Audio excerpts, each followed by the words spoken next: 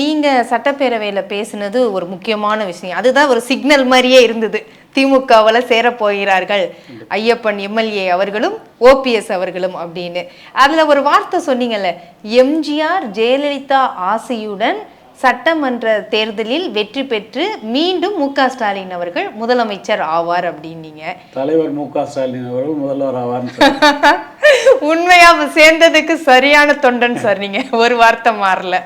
இப்போ இதுல எம்ஜிஆர் ஜெயலலிதா ஆசி எங்கேருந்து சார் வரும்? அது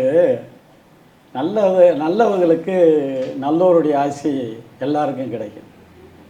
அதனால் தளபதி இன்னைக்கு மக்கள் எதிர்ப்பாக பேசக்கூடிய ஒரு தலைவராக இல்லை, மக்கள் ஆதரவு தரக்கூடிய தலைவர்.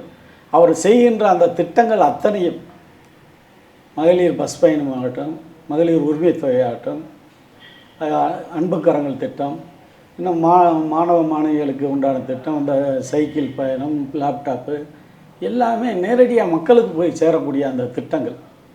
அந்த திட்டத்தில் மக்கள் எல்லோரும் ஏற்றுக்கிட்டாங்க. அதனால் அவங்களுடைய பொருளாதாரம் ஒரு கணிசமான முன்னேற்றத்துக்கு வந்திருக்கு.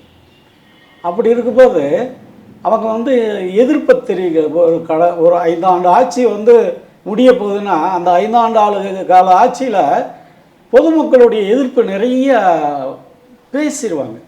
ஆனால் இப்போ அவர் தளபதியை பற்றி யாருமே, ஆட்சியை பற்றி யாரும் பேசலை, நல்ல விதமாக தான் சொல்லிட்டு வராங்க.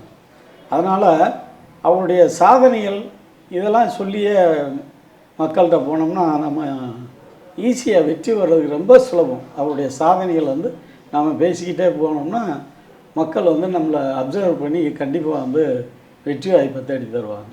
ஆனால் இந்த திமுகவை தானே தீய சக்தின்னு சொல்லி எம்ஜிஆரும் ஜெயலலிதாவும் களமாடினாங்க அரசியலில்.